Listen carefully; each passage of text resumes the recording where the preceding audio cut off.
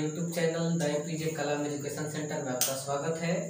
और आज का टॉपिक हमारा है कार्बनिक यौगिक। आज कार्बनिक यौगिक को बेहतर कंसेप्ट के साथ समझने का प्रयास करेंगे ताकि जितना आसानी से आप लोगों का कार्बनिक यौगिक क्लियर हो जाए और इससे जो संबंधित सवाल है उन सवालों को आप आसानी से हल कर पाए, चाहे वो शॉर्ट क्वेश्चन हो, लॉन्ग क्वेश्चन हो या फिर ऑब्जेक्टिव हो।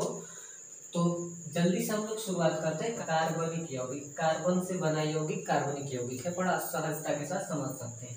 कार्बन से बना यौगिक कार्बनिक यौगिक है, लेकिन इसको थोड़ा सा बेहतर तरीके से भी डिफाइन किया जा सकता है।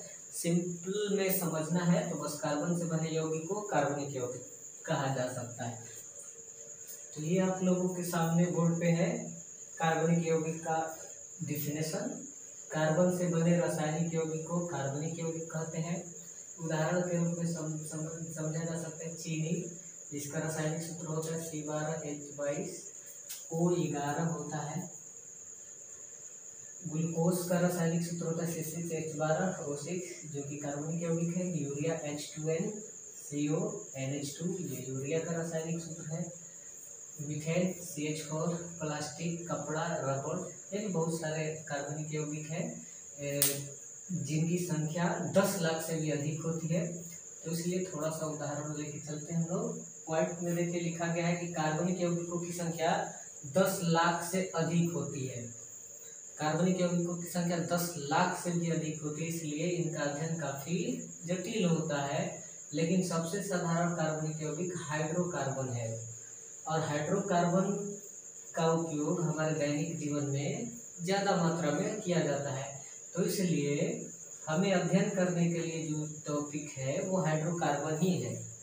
और हाइड्रोकार्बन सबसे महत्वपूर्ण कार्बनिक यौगिक में इसलिए शामिल किया जाता है क्योंकि इसका उपयोग ज़्यादा है। अगला पॉइंट है कि CO2 कार्बन डाइऑक्साइड, CO मतलब कार्बन मोनोऑक्साइड, या फिर धातु का कार्बोनेट हो या धातु का बाइकार्बोनेट हो, ये सब कार्बन से ही बना है और ये सब यौगिक है, लेकिन इसे कुछ कारणों की वजह से कार्बनिक यौगिक में शामिल नहीं किया जाता है। तो CO2 में जो बंधन बनता है, पहला स्पेशली ये है कि जो बंधन बनता है वो काफ़ी कमजोर होता है कार्बनिक यौगिकों की तुलना में। तो इसलिए ये दूसरी बात है कि इसमें से हाइड्रोजन भी नहीं निकल के आता है।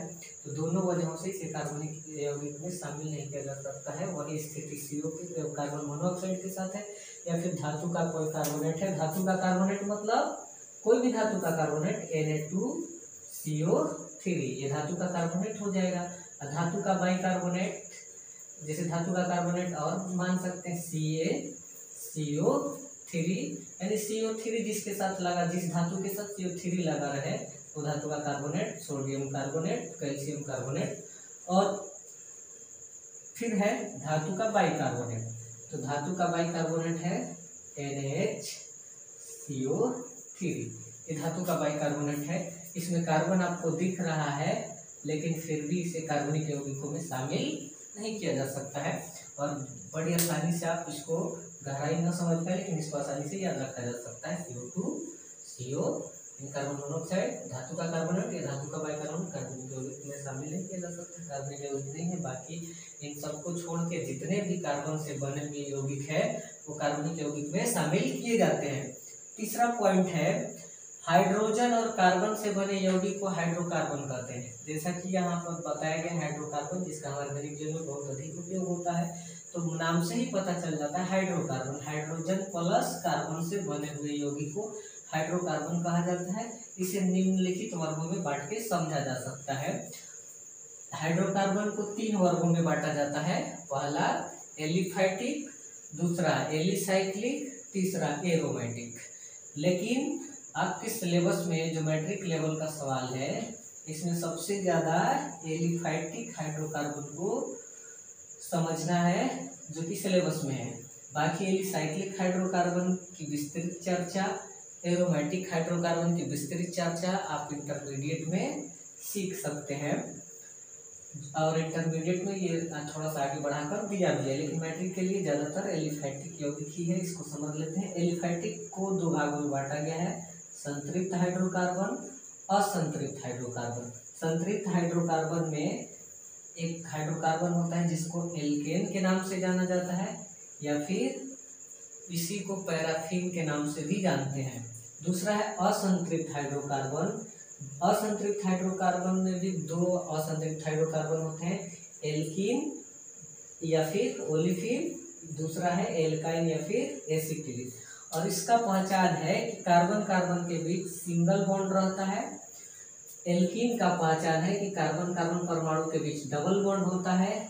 एल्कीन का पहचान है कि कार्बन कार्बन परमाणु के बीच ट्रिपल बॉन्ड रहता है। इसकी चर्चा हम आगे के वीडियो में करेंगे, विस्तृत चर्चा।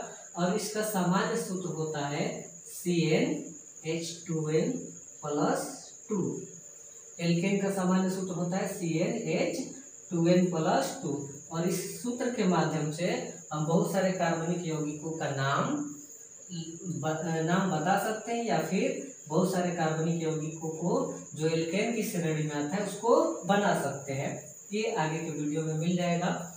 दूसरा है एल्कीन। एल्कीन के पास कार्बन कार्बन के परमाणु के बीच डबल बॉन्ड रहता है, और इसका सामान्य सूत्र जो होता है CnH2n।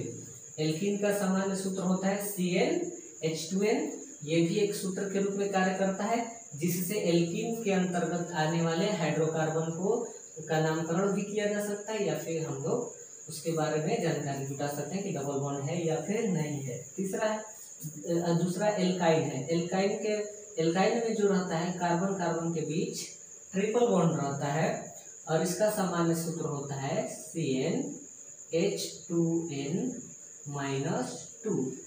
ये महत्वपूर्ण है इसका सामान्य सूत्र। इसी के माध्यम से हम इसकी विस्तृत चर्चा, संतृप्त एलिफैटिक हाइड्रोकार्बन क्या है, फिर संतृप्त हाइड्रोकार्बन क्या है, फिर असंतृप्त हाइड्रोकार्बन क्या है, फिर एल्केन क्या है, एल्केन श्रेणी में आने वाले यौगिकों का साधारण नाम देखेंगे। साधारण नाम क्या होता है, फिर इसका दो नामकरण होता है, साधारण नाम, दूसरा होता है IUPAC नाम। तो IUPAC नाम भी देखेंगे। ठीक इसी प्रकार असंतृप्त हाइड्रोकार्बन में एल्कीन का भी सामान्य नाम होता है, IUPAC नाम होता है। एल्काइन में भी सामान्य नाम होता है, IUPAC नाम होता है। एक बेहतर कंसेप्ट के साथ हम लोग आगे की वीडियो में आसानी से समझेंगे।